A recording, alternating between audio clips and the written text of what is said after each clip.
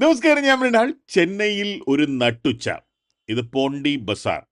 പണ്ട് ഞാനിവിടെ പോയിരുന്നത് കുറഞ്ഞ വിലയ്ക്ക് ട്രോളി ബാഗൊക്കെ മേടിക്കാനാണ്. അന്നത്തെ കാലത്ത് ബാഗിൻ്റെ അടിയിൽ ട്രോളിയൊന്നും ഉണ്ടായിരുന്നില്ല. പോണ്ടി ബസാറിലാണ് ഞാനത് ആദ്യം കണ്ടത്. ന്യൂ ആന്ധ്ര മീൽസ് ഹോട്ടലിൽ താഴെ എ സി വർക്ക് ചെയ്യുന്നില്ല. ചെന്നൈയിലെ ചൂടല്ലേ.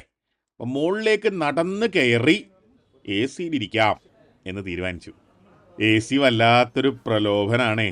ഇല്ലെങ്കിൽ ഈ 2 നില സ്റ്റെപ്പ് കയറാൻ എന്നെ കിട്ടില്ലായിരുന്നു.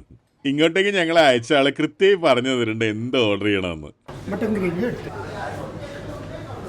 വെജിറ്റേറിയൻസിന് ഇങ്ങനത്തെ ഒരു സാധനം ഉണ്ടാക്കി കൊടുക്കണം. ഹംഗ്രി മൃണാള് ബീഫ് പോലെ ഉണ്ട്.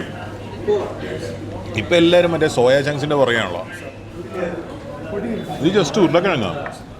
ആന്ധ്ര മാതൃകയിലുള്ളൊരു ഊണ് കടയ്ക്ക് അന്തസ്സുണ്ടോ ഇല്ലയോ എന്നുള്ളത് എത്ര തവണ നെയ് യൂത്തും എന്നുള്ളതിലാണ് ഇരിക്കുന്നത്. തൊട്ടക്കഥയിൽ തന്നെ മനസ്സിലാവും. ഇവിടെ ഇപ്പം അങ്ങനെയൊന്നുമില്ല, എത്ര വേണമെങ്കിലും എടുത്തോ എന്നുള്ള ലൈനാണ്. പക്ഷെ നെയ് അവർ തന്നെ ഊത്തി തരുന്നതിലാണ് അവർക്കൊരു സന്തോഷമുള്ളത്. ചില സ്ഥലങ്ങളിലെ നെയ് പിശിക്കുക ഒഴിക്കുക, അപ്പം തന്നെ നമ്മുടെ മൂട് പോവേ. കൊടുക്കുന്ന ചൂടാ ദുഷ്ടന്മാർ. ആ ഗൺ പൗഡർ പോരാ, അത്രയും ചോറും നെയ്യും കളഞ്ഞ്. അഷ്ടാംഗ ഹൃദയത്തിൽ പറയുന്നുണ്ട് ആദ്യത്തെ ഉരുള നെയ്യ് കൂട്ടി കഴിക്കണമെന്ന്. എന്തായാലും ഇനിയിപ്പോൾ ആരോഗ്യത്തിനൊരു കുറവ് വേണ്ട നെയ്യ് കൂട്ടി കഴിക്കാത്തതുകൊണ്ട്. ഇത് എന്ത് ഗ്രേവിയാണാവോ? ഏത് ഗ്രേവിയാന്ന് പോലും അറിയാതെ 3 തവണ അത് ചോറിലേക്ക് ഒഴിക്കാനുള്ള കോൺഫിഡൻസ് തന്നത് അവരുടെ നെയ്യോടുള്ള ആറ്റിറ്റ്യൂഡാണ്. കാരണം ഞാൻ അയാൾ ഈ വഞ്ചനത്തിൻ്റെ കാര്യം പറഞ്ഞപ്പോൾ ഞാൻ ഒന്നും വേണ്ടാന്ന് പറഞ്ഞാൽ എൻ്റെ കാര്യമാണ്. അത് ഞങ്ങളുടെ ഒരു ആഭ്യന്തര കാര്യമാണ്, ബുദ്ധിപരമായ തർക്കങ്ങൾ. ആ വെയിറ്റർക്ക് വഞ്ചരം ഫ്രൈ ഞങ്ങളെ പിടിപ്പിക്കാൻ വലിയ താല്പര്യമുള്ള പോലെ തോന്നി.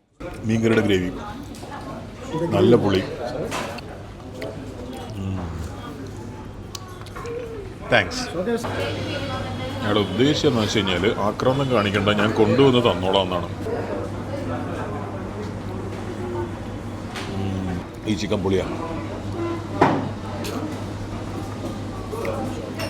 പുളിയുണ്ട്, പുളി.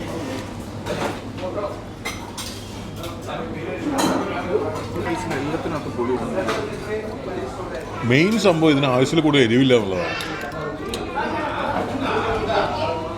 സാധാരണ ആന്ധ്ര റെസ്റ്റോറൻറ്റ്സ് ഒട്ടുക്കത്തെ എരിവായിരിക്കുമല്ലോ. ബാംഗ്ലൂർ നാഗാർജുനയിലൊക്കെ ഭയങ്കര എരിവാണ്.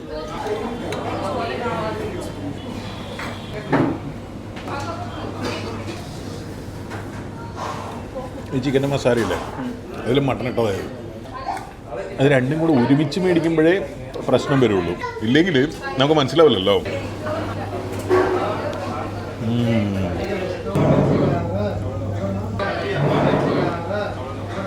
ഈ ചില്ലി ചിക്കൻ നാവിൽ വെക്കുമ്പോൾ ഒരു ക്യാപ്സിക്കത്തിൻ്റെ ടേസ്റ്റ് ആദ്യം വരുന്നത്.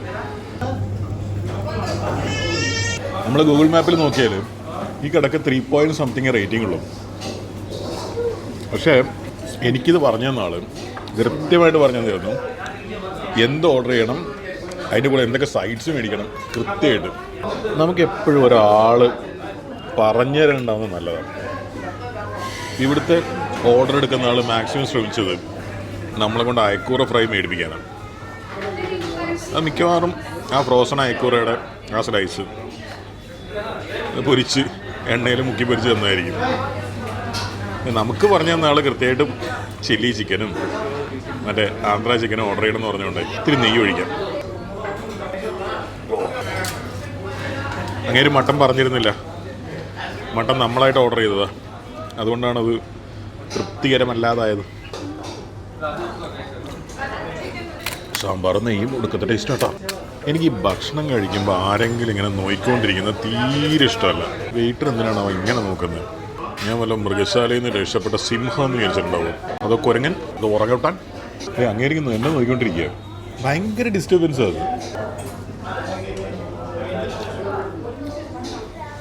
അതുപോലെ ചില റെസ്റ്റോറൻറ്റ്സിൽ പോയാൽ ഗംഭീര ഫുഡായിരിക്കും. സാധാരണ പോകുമ്പോൾ ചിലപ്പോൾ നമ്മളെ പരിചയം ഉണ്ടാവില്ല ഈ ഓണർക്ക്. ഫുഡ് ബ്ലോഗ് കൊണ്ടല്ല, അല്ലാതെ സാധാരണഗതിയിൽ ആ ടേബിളിൽ വന്നിരിക്കും. ഇതിൻ്റെ സംസാരമാണ്. എന്തൊരു ഗതികേടാന്ന് അറിയാം. അതൊരു ബേസിക് കോമൺ സെൻസാണ്. റെസ്റ്റോറൻറ്റിൽ വർക്ക് ചെയ്യുന്ന ആളായാലും ഒരു ഓണറായാലും പോവുക, ഗ്രീറ്റ് ചെയ്യുക, വേണ്ട സാധനങ്ങൾ കൊടുക്കുക, ഒരു 2 മിനിറ്റ് സംസാരിക്കാം. ഭക്ഷണം വരുന്ന മൊമെന്റിൽ താങ്ക്സ് നമ്മളവിടെ നിന്ന് മാറണം. പിന്നെ നമുക്ക് ദൂരെ നിന്ന് ആ ടേബിളിൽ വല്ല ആവശ്യമുണ്ടോ എന്ന് നോക്കുക, അത് മാത്രമേ നമ്മൾ ചെയ്യാവുള്ളൂ. കാരണം അയാളെ തന്നെ ഇങ്ങനെ നോക്കിക്കൊണ്ടിരിക്കുക, വെറുതെ മറ്റേ പഴയ കിലുക്ക സിനിമയുടെ കഥ പറഞ്ഞുകൊണ്ട് അവിടെ ഇരിക്കുക, ഇതൊരു കഷ്ടമാണ്.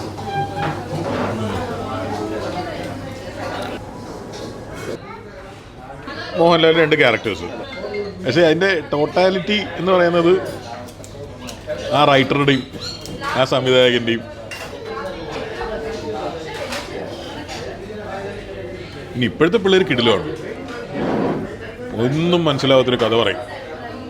ഇത് എന്താ ഇങ്ങനെയെന്ന് ചോദിച്ചാൽ അവർ പറയും അത് കുഴപ്പമൊന്നുമില്ല, നമുക്ക് മേക്കിങ്ങിൽ ശരിയാക്കാം. എൻ്റെ കൂടെയുള്ള നന്ദുവിൻ്റെ ജീവിത സിനിമയ്ക്കകത്താണ്, അതുകൊണ്ടാണ് ഈ വക സംസാരങ്ങളുടെ ഇടയിൽ ഉണ്ടാവുന്നത്. ക്ഷമിക്കുക. ആ സ്കിറ്റ് പോലെ ഒരു ചെറിയ ഇൻസിഡന്റിൽ നിന്ന് അത് ഡെവലപ്പ് ചെയ്യാൻ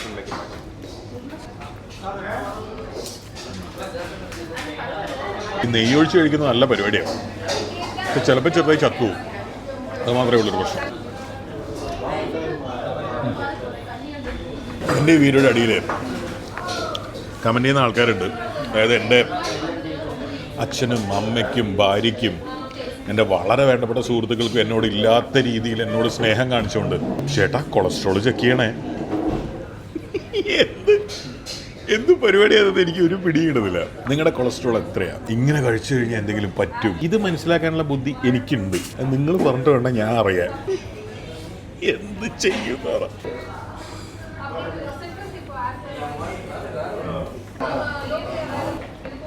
ഈ മറ്റുള്ളവരുടെ കാര്യത്തിൽ കയറി അങ്ങ് ഇടപെടുക, അതും അൺസോളിസിറ്റഡ് ആണ്. എനിക്ക് അങ്ങനെ ഒരു കാര്യം ആവശ്യമുണ്ടെങ്കിലല്ലേ അയാൾ പറയുന്നുണ്ട്. ഫുൾ ഫ്രീ ടൈമാണ്, ഒന്നും ചെയ്യാനില്ല ഇനി. അപ്പം മറ്റവനെ അങ്ങ് നന്നായി കളയാം.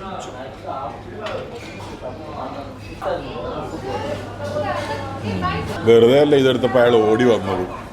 അത് ആരോ രാവിലെ ചിക്കൻ കഴിച്ചതിൻ്റെ പാത്രം കഴുകിയ വെള്ളം. ഈ മട്ടൻ്റെ ഗ്രേവി അത്യാവശ്യം ടെക്സ്ചർ ഉണ്ട് ഇതിന്, അതിലേക്കിടാം. പിന്നെ കുറേ പേര് പറയുന്നൊരു സംഭവമാണ് ഇങ്ങനെ ഭക്ഷണം കഴിച്ചാൽ എന്തെങ്കിലും പറ്റുമെന്ന്. ഞാൻ എത്ര ഭക്ഷണം കഴിക്കുന്നതെന്ന് അവർക്ക് ഒരു പിടിയുമില്ല. അവരാ വീഡിയോയിൽ കാണുന്നതല്ലേ ഉള്ളൂ. പക്ഷെ അത് ഞാൻ എപ്പോഴും ഫുൾ ടൈം ഇത് കഴിച്ചുകൊണ്ടിരിക്കുകയാണ് എന്നാണ് അവർ വിചാരിക്കുന്നത്. അങ്ങനെയാണെങ്കിൽ അതേ ലോജിക്ക് വെച്ച് നോക്കുകയാണെങ്കിൽ ഈ നമ്പർ 20 മദ്രാസ് മേലൊന്നും ഷൂട്ട് ചെയ്യാൻ പറ്റില്ല. കാരണം ഇന്നസെന്റ് മുതൽ എല്ലാവരും കുടിച്ചുകൊണ്ടിരിക്കണ്ടേ.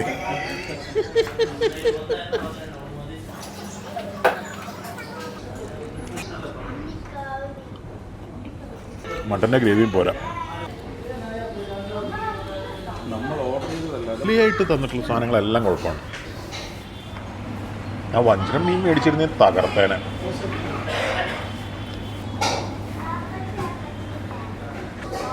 ഹിന്ദിനെക്കാളും ഇപ്പൊ വലിയ പടത്തിന് 500 കോടിയോ. ഇത് ഈ നിങ്ങൾ സിനിമാക്കാർ ഉദ്ദേശിക്കുന്ന കോടി ഞങ്ങളൊക്കെ ഉദ്ദേശിക്കുന്ന അതേ കോടി തന്നെ അല്ലേ? ഇങ്ങനെ ഒന്നിട്ടിട്ട് ഇങ്ങനെ 0 അതന്നല്ലേ? സീരിയസ്ലി അതേ കോടി. പക്ഷെ 50 ഉണ്ടെങ്കിലേ നിങ്ങൾ തെലുങ്കിൽ ഒരു പടത്തിനെ കുറിച്ച് ആലോചിക്കുള്ളൂ. പൈസ ചെലവാക്കാൻ വേണ്ടി ചെലവാക്കാണോ അത് ആവശ്യമുണ്ടായിട്ട് ചെലവാക്കാണോ? എൻ്റെ ചെലവ് കുറഞ്ഞു പോയി, അയ്യേ മോശമല്ലേ. ആ ആക്ച്വലി ആ ചില്ലി ചിക്കനും ആ ചിക്കനും ആ ഫിഷിൻ്റെ ഗ്രേവിയും അല്ലാതെ പിന്നെ എന്തെങ്കിലും കൊള്ളാവുന്നത് പൊട്ടാറ്റോ, അത് മാത്രമാണ്. ബാക്കി രക്ഷയില്ല. പക്ഷെ അത് അറിഞ്ഞ് കഴിച്ചാൽ സൂപ്പറായിരിക്കും. കൂടുതൽ ഒരു ഡെക്കറേഷനുള്ള പരിപാടിയില്ല. പപ്പടം,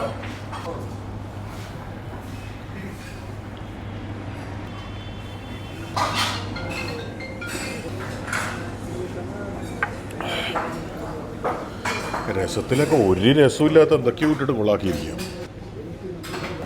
നീ കൂടിപ്പോയോ എന്തോ, കുഴപ്പമില്ല.